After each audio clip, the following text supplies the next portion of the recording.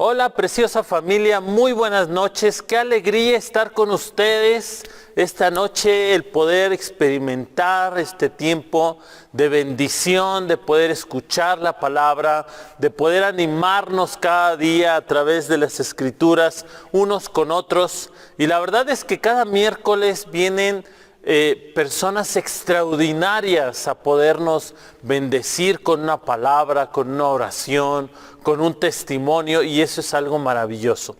Bueno, pues esta noche yo quiero hablar acerca de algo tan hermoso como se le llama el plan extraordinario de Dios para nosotros. La Escritura nos enseña que la paga del pecado es muerte, ¿verdad? Muerte, órales. Y la dádiva de Dios es vida eterna en Cristo Jesús. Yo cuando escuché esta parte donde dice la paga del pecado es muerte, digo, ¿cómo? No entiendo el por qué tengo que morir o por qué muero cuando yo peco. Bueno, la verdad es que la Escritura nos enseña que esa muerte es una muerte espiritual, es una separación de Dios. O sea, del ser humano se separa de Dios. Y cuando eso sucede, es como cuando tú agarras una uva de un viñedo, vas a una vide, le arrancas la uva y te das cuenta de que esa uva no puede sobrevivir si no está pegada a ese pámpano, a ese árbol de uvas, a esa vide. Es algo tan hermoso. Por eso la Escritura dice, separados de mí nada podéis hacer. Yo soy la vid y vosotros sois los pámpanos, ¿verdad? Y cada uno de nosotros, pues, a veces nos cuesta trabajo entender esa parte. Yo recuerdo la primera vez que escuché esta parte donde dice que la paga del pecado es muerte, yo la verdad me quedé así todo medio paniqueado, ¿no? Sacado de onda, diciendo, ¿y ahora qué? ¿Qué es esto? Bueno, simplemente es el poder entender que el pecado nos aleja de Dios. El pecado nos aleja de poder tener una comunión perfecta y plena con Dios y tener una vida totalmente diferente a la que cada día podríamos llegar a tener. Yo recuerdo hace muchos años cuando pues vivía mi papito, la primera vez que él quiso llamarme la atención después de un tiempo difícil que yo estaba llevando, pues me estaba desviando con malas amistades, en malos caminos, haciendo cosas malas. Y de repente mi papá llega y me dice, a ver, ven para acá, chamaco. Y me lleva a la habitación y quiere hablar conmigo. Y lo primero que hago, pongo mi cara enojado y le digo, ¿qué te pasa, papá? ¿No? Y entonces mi papá trata de arreglar la situación para que pues hubiera una buena comunicación entre él y yo, pero mi corazón estaba enojado, porque yo pensaba que mi papá me estaba llamando la atención, pues porque él era la autoridad, porque él sabía lo que hacía y me podía dar también en el trasero, ¿verdad? Para poder corregirme, pero yo en mi corazón tenía mucho rencor. Yo tenía mucho, ¿cómo se le llama eso? Rebeldía en mi corazón. Y costaba mucho trabajo el poderle poner atención a mi papá. No sé si a algunos de ustedes les ha costado eso, pero a mí muchísimo trabajo. Y luego obedecerlo más. Entonces, en ese momento, cuando comienza esa primera conversación entre mi papá y yo, en esa situación tan difícil que estaba viviendo de rebeldía, de repente yo me enojo, tiro las cosas y le digo, ¿sabes qué, papá? Chao. Ahí te ves. ¿Tienes televisión? Ahí te ves. No quiero hablar contigo, no deseo nada contigo, por favor déjame en paz. Y claro, mi papá se quedó así, órales, ¿no? Ya la regué. Y yo agarré, me fui. Y eso ocasionó, esa rebeldía en mi corazón ocasionó que hubiera una ruptura O sea, se rompiera la relación de mi papá conmigo. ¿Qué sucedió después? Bueno, sucedió que yo seguí en mi rebeldía, seguí yéndome a malos caminos, haciendo malas cosas, y mi papá diciéndome, hijo, ten cuidado, hijo, ten cuidado. Y el plan de mi papá era que un día tuviera yo la oportunidad de sentarme con él y arreglar las cosas. Desafortunadamente pasó muchos años, y en ese tiempo, ya después de haber conocido del Señor, ya después de haber pues caminado un tiempo con el Señor, mi vida comenzó a dar un giro diferente, y es cuando ahora yo trataba de nuevamente restablecer mi comunión con mi papá, y mira que me costaba un buen de trabajo. De verdad, muchísimo trabajo me costaba. Y en ese momento es cuando nosotros podemos entender que es difícil el poder restaurar nuestra comunión con Dios. ¿Por qué? Porque la paga del pecado es muerte. Es muerte. De verdad, es una separación.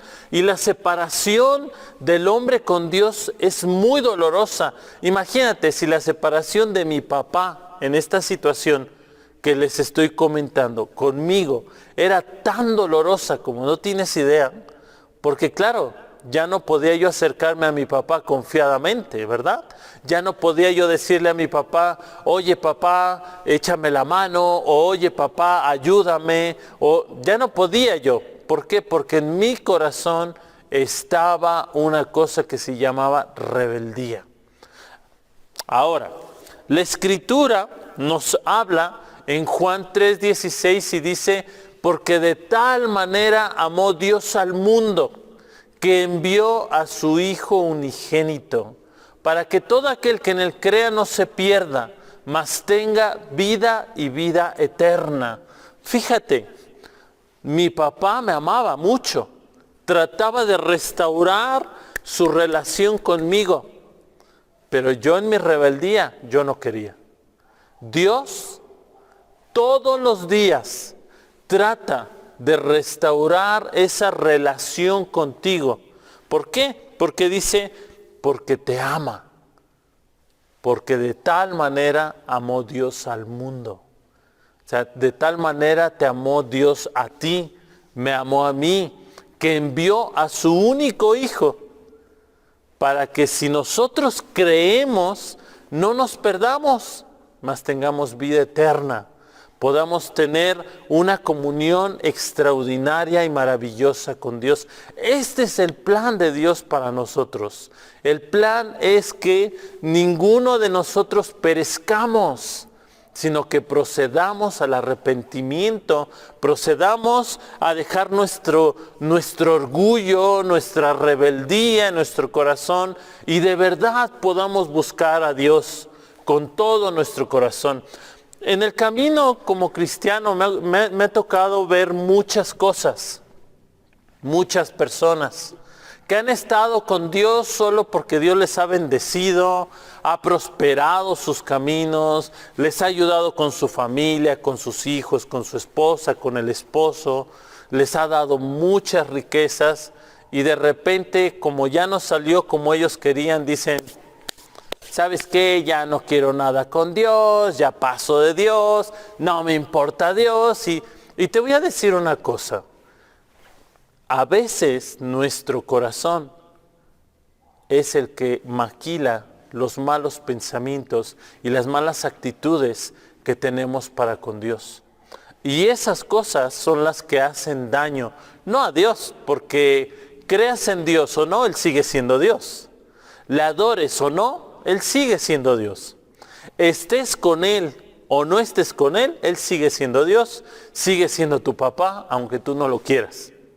En el momento en que le entregaste tu vida a Jesús, Él es tu papá. Hagas lo bueno o hagas lo malo. Entonces, ¿qué sucede aquí? Sucede que a veces con esa guerra de la cual estamos hablando muchas veces, que tenemos una guerra espiritual y que estamos peleando cada día, echándole ganas todos los días, en esa guerra es cuando nuestra cabeza y nuestro corazón se desvían. Por eso dice la Escritura, engañoso es el corazón más que todas las cosas.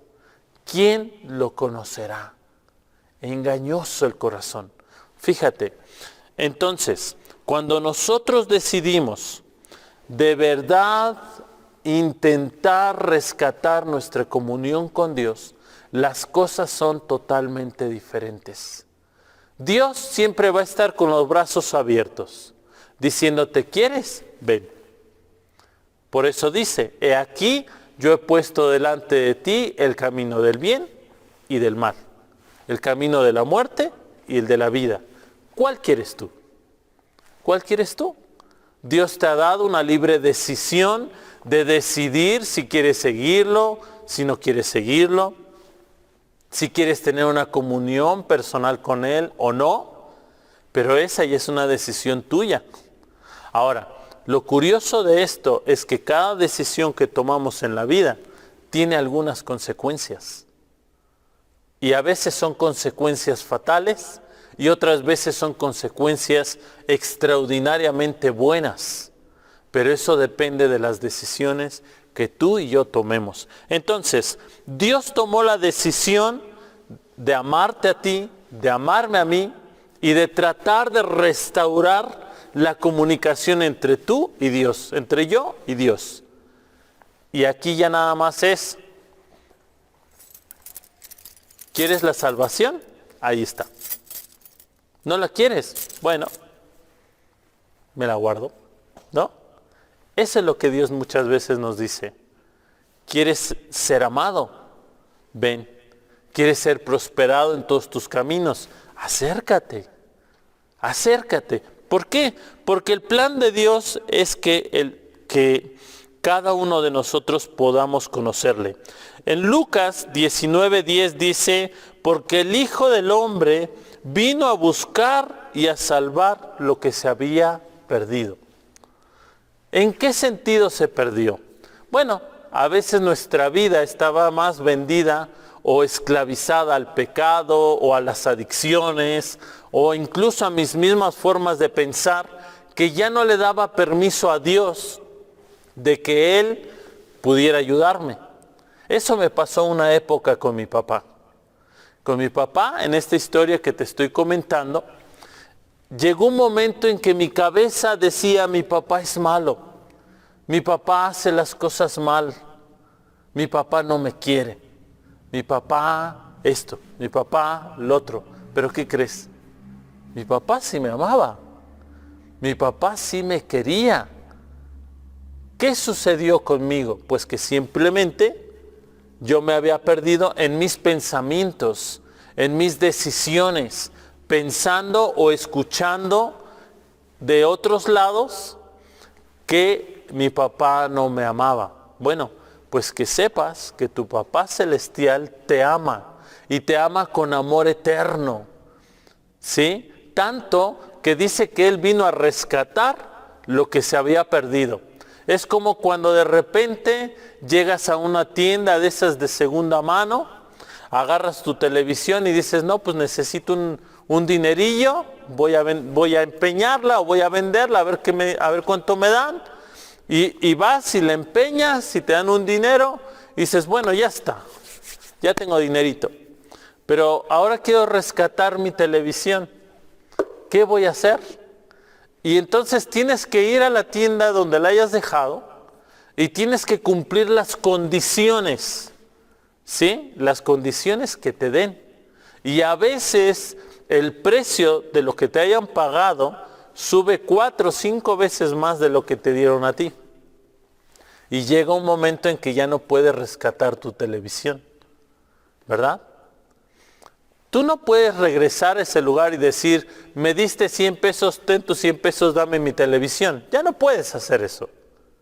Bueno, nosotros por eso es que somos rescatados, porque la paga del pecado era muerte, mas la dádiva de Dios es vida eterna en Cristo Jesús.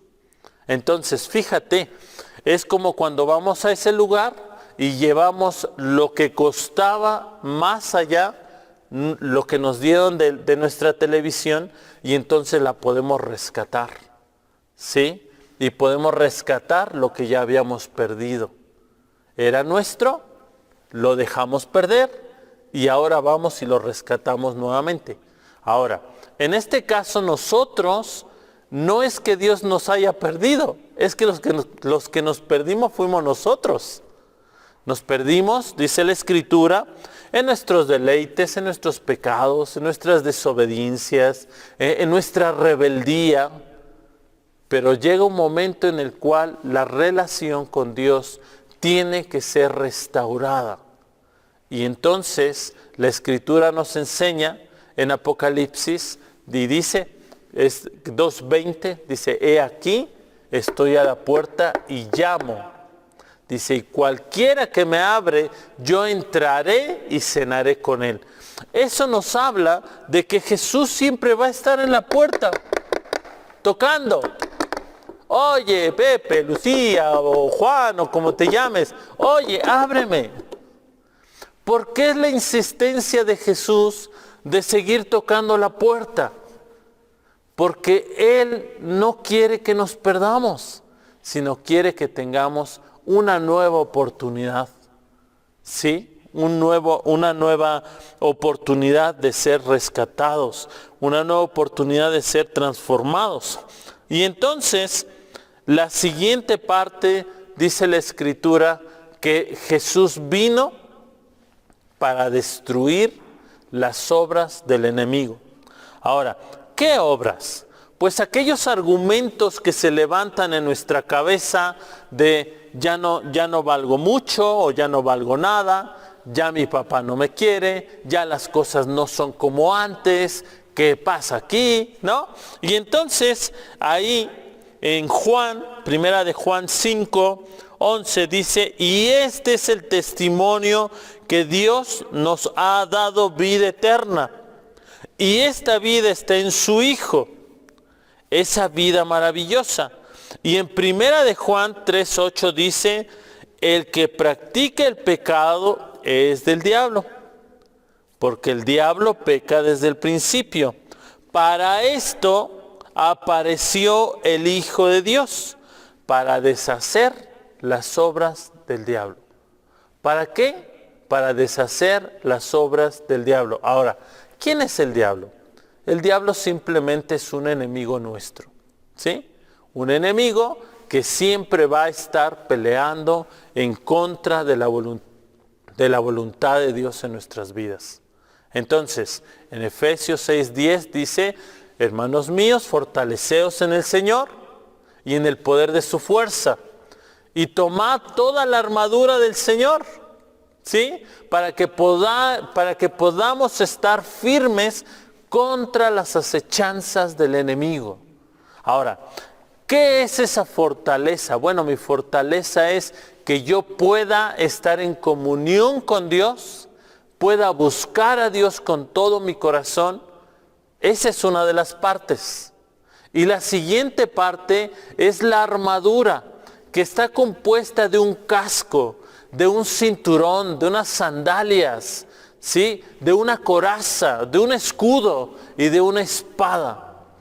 Que todo eso es la palabra de Dios, ¿sí? La palabra de Dios. Entonces, nosotros necesitamos pelear la buena batalla de la fe juntos como familia. ¿Cuál es la única forma? Pues agarrándonos de Dios en este tiempo y leyendo su palabra para poder conocer cuál es la buena voluntad del Señor, agradable y perfecta. ¿Sí, familia? Entonces, Dios vino a deshacer las obras del enemigo. Después, también lo que acabamos de leer hace un momento, Dios vino para darnos vida y vida en abundancia. Ahí en Juan 10:10, en Juan 3:16 y 17 dice, el Hijo, dice, el que tiene al Hijo tiene la vida, y el que no tiene al Hijo no tiene la vida. ¿Por qué? Porque es necesario tener al Hijo de Dios en nuestro corazón. Es necesario recibir a Jesús. Juan 1:12. Mas a todos los que le recibieron, a los que creen en su nombre. ¿A quién recibieron? A Cristo. A los que creen en su nombre. ¿En qué nombre? En el nombre de Cristo. Les dio potestad o autoridad de ser hechos hijos de Dios. ¿Sí? Entonces, en el momento en que yo le abro la puerta de mi corazón a Jesús y le dejo entrar, en ese preciso momento, tú y yo somos hijos de Dios. ¿Sí? Y entonces tenemos la gran oportunidad de que ese Antiguo Testamento y ese Nuevo Testamento que fue escrito para los hijos pueda ser parte de mí. Y entonces en la Escritura yo puedo encontrar mi herencia como hijo de Dios.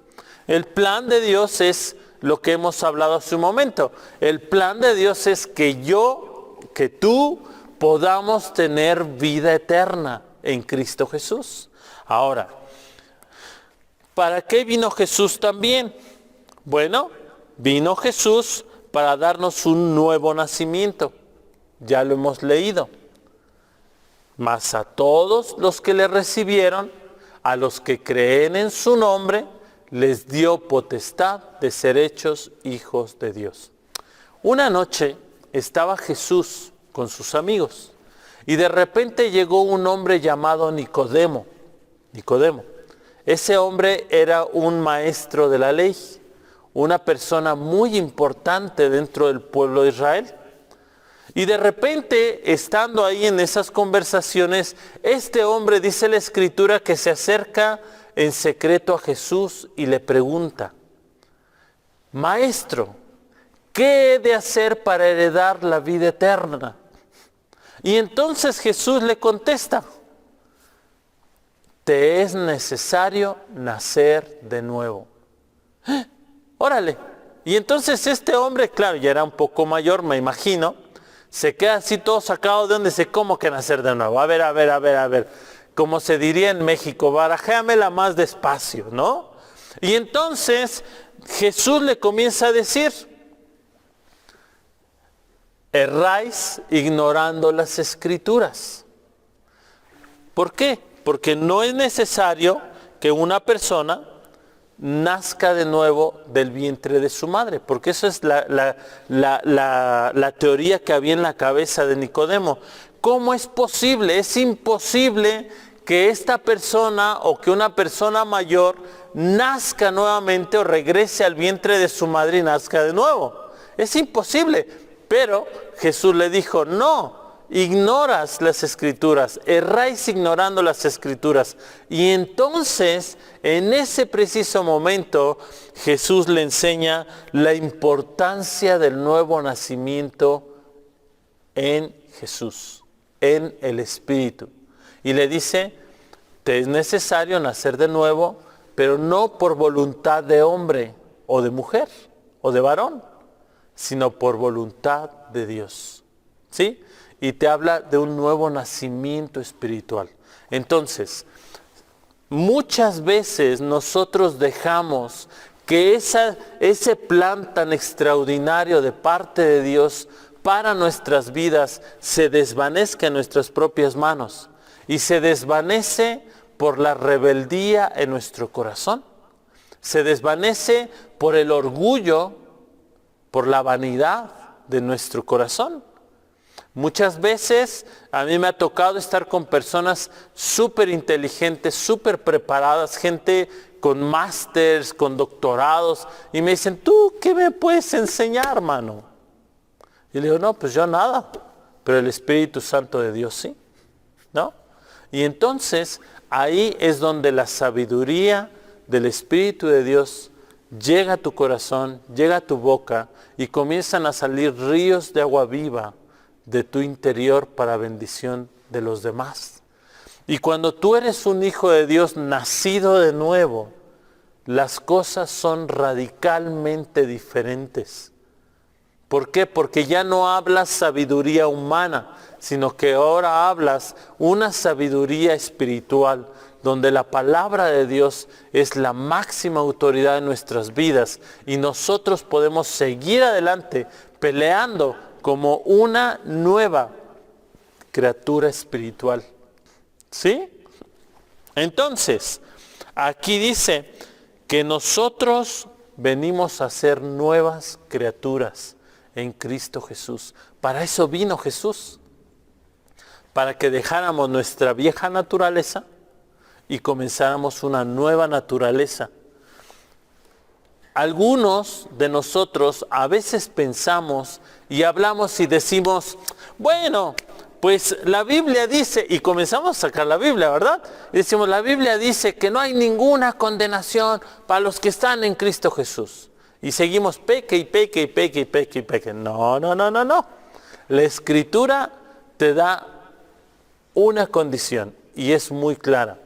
Dice, no hay ninguna condenación para los que están en Cristo Jesús, ¿es verdad? Y después dice, para los que andan conforme al Espíritu y no conforme a la carne. Esa es una condición interesante, de la cual nosotros tenemos que entender. Si usted y yo ya nacimos de nuevo espiritualmente, necesitamos comenzar a andar espiritualmente. ¿En qué? En las cosas correctas, conforme al Espíritu. Porque si andamos conforme a la carne, se va a oponer al Espíritu. Pero cuando tú andas en el Espíritu, se opone el Espíritu a la carne. ¿Sí? Y en una cierta forma, nuestra nueva naturaleza no es una naturaleza carnal, sino es una naturaleza espiritual, la cual nos habla la Escritura. Y dice que las cosas viejas pasaron y he aquí Dios las ha hecho nuevas. O sea, no es para que ande yo cargando todavía ahí mi morral o mi saco de pecado o de condenación o de cosas. Ya no es para que yo viva así, ¿sí? Ya es para que yo agarre toda mi mugre, la deposite, toda mi suciedad, la deposite a los pies de Jesús y comience a vivir una vida íntegra, primeramente delante de Dios y después delante de los hombres. La última parte. ¿Para qué vino Jesús? Vino para restaurar nuestra amistad con nuestro Papá Celestial. Para eso vino Jesús. ¿Eso dónde lo dice? Primera de Juan 1:3. Dice así, lo que hemos visto y oído, eso os anunciamos, para que también vosotros tengáis comunión con nosotros, y nuestra comunión verdaderamente es con el Padre y con su Hijo Jesucristo. Entonces, llegamos a una pequeña conclusión de que el plan de Dios tan extraordinario para nosotros es que se restaure esa relación de amistad y de papá y de mamá, ¿sí? De familia, unos con otros. Que haya un momento de paz, un momento donde la presencia de Dios llega con nosotros y transforma nuestras vidas y dejamos todas las ofensas atrás, dejamos todo el orgullo atrás, toda la maldición, todo aquello que estorba para que nuestras vidas sean restauradas totalmente. Y entonces, maravillosamente Jesús viene para restaurar tu comunión, tú con Dios y yo con Dios, ¿sí? Nuestro Papá Celestial.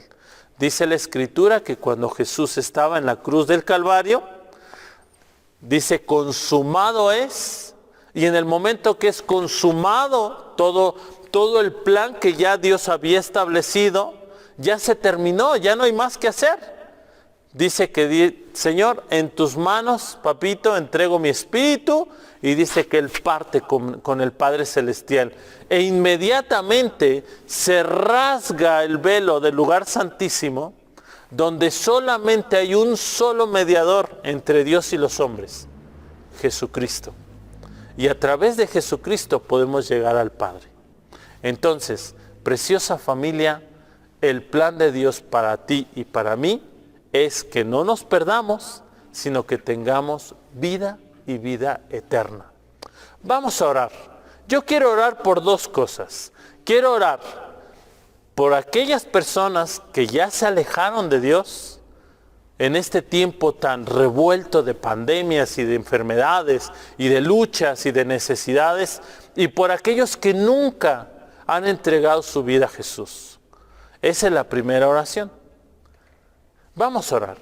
Si tú estás ahí, pon tu mano ahí en la pantalla y repite conmigo: Señor Jesús, esta noche yo quiero pedirte perdón de todos y cada uno de mis pecados, abrirte las puertas de mi corazón y reconocerte a ti, amado Jesús, como mi único y suficiente Salvador.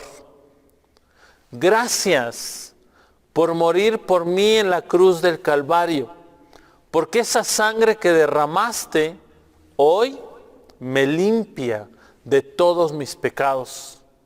Gracias por restaurar el día de hoy mi comunión para con Dios el Padre. Precioso Señor, eres bienvenido a mi corazón. Guía mi vida. Sé tú mi capitán. Sé tú el que me señoree, el que me ayude a seguir adelante. Por favor, Jesús, toma mi corazón, toma mi vida, toma mi familia y toma mi hogar. Hoy decido renovar mi compromiso contigo, de poder amarte, de poder seguirte y poder ser un hijo tuyo en todas las circunstancias de mi vida. Gracias, amado papá, en el nombre de Cristo Jesús. Amén. Y bueno, y la otra oración es, vamos a orar por nuestros diezmos y nuestras ofrendas. Familia, quiero agradecer a todos y cada uno de los que se han esforzado en seguir bendiciendo la obra de Dios. Gracias por sus ofrendas, gracias por sus diezmos, gracias porque nos han bendecido mucho para poder expandir un poco más la obra de Dios. Vamos a orar. Señor Jesús, gracias por cada uno de estos hombres y mujeres fieles a ti, que no solamente te honran con su vida, con su corazón, sino también con sus dádivas. Oramos esta noche para que tú los bendigas, les prosperes todo el trabajo de sus manos y que tu bello Espíritu Santo esté con ellos en todo momento, Señor.